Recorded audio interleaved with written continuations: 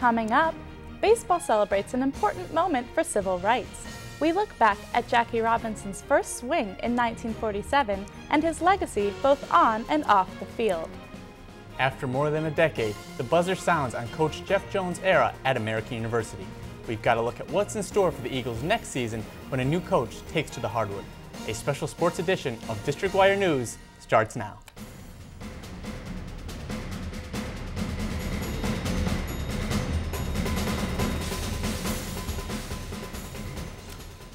Good evening. I'm Gennaro Ferrone.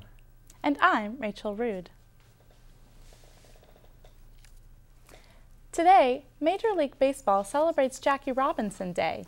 It's the 66th year since the Brooklyn Dodgers legend became the first black player to play in the major leagues. Henry Caroli has more. He wore the number 42, a number that would become synonymous with his name. On April 15, 1947, a young Jackie Robinson from Pasadena, California, stepped onto the field for the Brooklyn Dodgers and became the first African-American to play Major League Baseball. He shattered baseball's color line, ending years of segregation in the sport.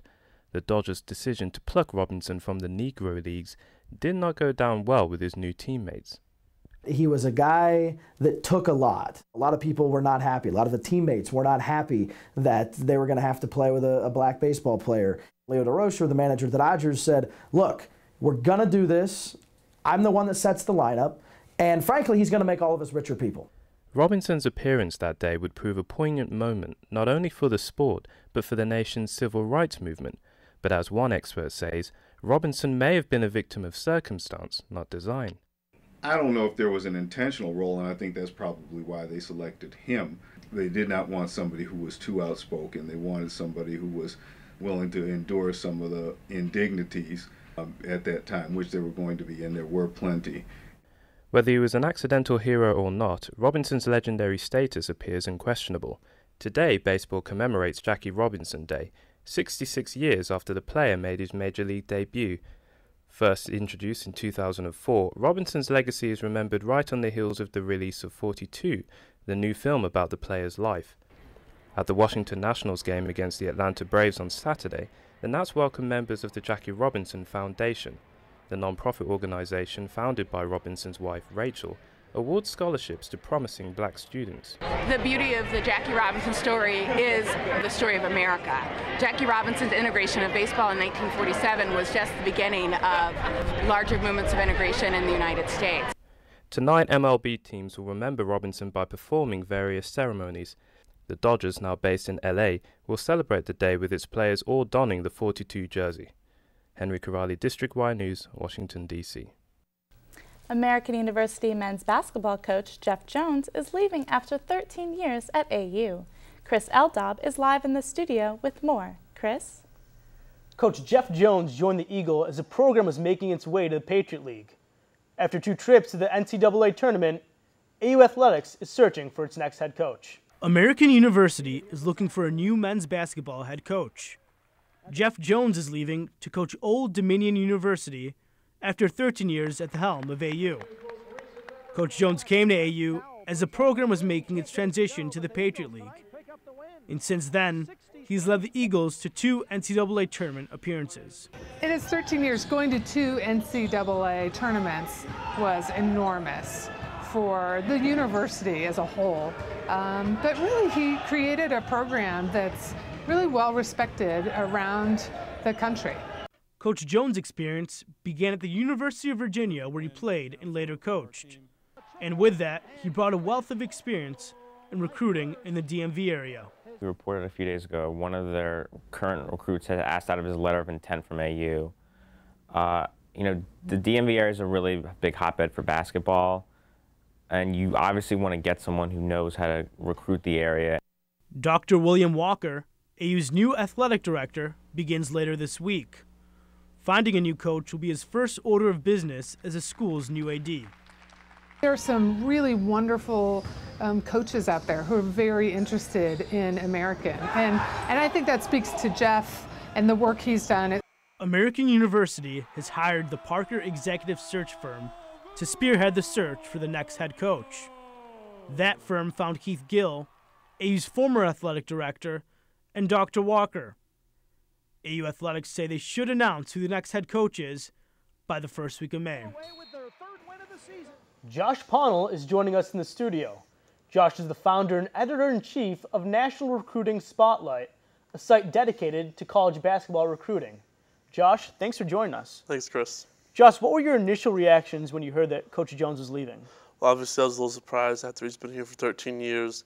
Typically, when a coach is going to leave, it's going to be after they kind of reach their peak at the previous school. And after he made those 2 NCAA tournament appearances with AU, he stayed for a few years, so certainly it came as a bit of a shock. Can you talk about what this means for recruiting, especially in the DMV area? Yeah, well, hopefully it means that we do better in the DMV recruiting-wise. That was one of the biggest criticisms leveled at Coach Jones. He wasn't a great recruiter, didn't bring in that much talent, especially local talent. A lot of our best players have been from kids outside of this area. And he was more of an in-game coach, a developmental coach. So hopefully those recruiting ties will improve. The Eagles finished with their worst win total since the 2000-2001 season. What's ahead next season for the Eagles? Unfortunately, it's not looking too good. We only have one rising senior, Tony Roblicki. We have a lot of young talent, but the next coach, whoever it is, they're going to have to develop their own system, bring in their own coaching staff, especially with all those young guys. It's going to be a tough challenge next year. In an interview with the Eagle, Coach Jones recently gave his support for longtime assistant Kieran Donahue. What do you think about Coach Donahue as the next head coach for the Eagles? It would definitely make the transition smoother, but I don't think he would make the best replacement. Coach Donahue, in my opinion, would just bring a little kind of more of the same. He's been with Coach Jones, ever since Coach Donahue started coaching back at Virginia, and hopefully we can get someone maybe a little younger and up and comer, and someone with strong recruiting ties to the DMV area. AU's hired a new women's soccer coach, a new athletic director, and now is looking for a new men's basketball coach. Can you talk about the changing landscape in AU athletics? Well, yeah, Dr. William Walker, he definitely has a huge opportunity to make his own stamp on the department. Not only coaching-wise will he be able to hire new coaches, but just in the staff department itself, associate athletic directors, assistant athletic directors leaving. So he has a huge opportunity to make his own stamp on the athletic department. And you covered Dr. Walker for the Eagle. What were your initial impressions? He's a really nice and opening guy. It seems like he really cares about making a good connection to the student body. It's clear that he cares not only about the varsity sports, but also about club sports, intramural sports, and he definitely placed an emphasis on trying to improve those programs as well. Josh Ponnell, founder and editor-in-chief of the National Recruiting Spotlight. Thanks for joining us. Back to you, Rachel. Thank you, Chris, and thanks for joining us in the studio today. The New York Yankees beat the Baltimore Orioles in a close game Sunday night. The final score was 3-0. Hiroki Kuroda stood out as the star player on the Yankees. The two teams were scoreless for 4 innings, but the Yankees eventually pulled ahead. The victory secures the Yankees at second place in the AL East. A man shot and killed himself at an NRA-sponsored NASCAR race Saturday. Fort Worth police say the man shot himself in the head in the infield of the Texas Motor Speedway late into the race at the NRA 500. The race has come under criticism earlier in the week when Connecticut Senator Chris Murphy called on the Fox network to pull the broadcast from its schedule, saying in a letter to NASCAR's CEO that by having the gun advocacy group as a sponsor, they were inserting themselves into the gun control debate. NASCAR released a statement following Saturday's incident addressing the NRA sponsorship, saying, quote, "This situation has made it clear that we need to take a closer look at our approval process moving forward, as current circumstances need to be factored in when making decisions." No Kobe, no Nash, no problem. The Los Angeles Lakers beat the San Antonio Spurs 91-86. A key win for the Lakers with a playoff spot still hanging in the balance. This was the first game the Lakers played since Kobe Bryant blew out his Achilles on Friday. Bryant will watch from the sidelines when his teammates try to secure the final playoff spot in the Western Conference on Friday against Houston. The New York Knicks have secured the number 2 seed in the Eastern Conference after beating Indiana 90-80. This means Knicks superstar Carmelo Anthony can sit out the final 2 games to rest his sore left shoulder. Anthony has carried the team on that sore shoulder for the last month, leading the team in scoring every game in April.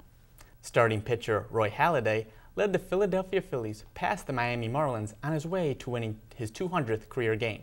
Halladay pitched 8 innings, gave up only 1 run for a 2-1 victory. Halladay lowered his earned run average from about 15 down to about 7 after facing some of the worst offense the league has to offer. Washington Nationals second baseman Denny Espinosa is back on the field after being hit by a pitch in Sunday's game. Espinosa left the game early for the hospital after being hit in the hand. Initially, he stayed in the game, but the team played it safe and took him out a little while later. Results from an MRI showed no serious damage. And Espinosa isn't the only Nats player out. Catcher Wilson Ramos is on the 15-day disabled list after injuring his hamstring during the game against Atlanta on Saturday.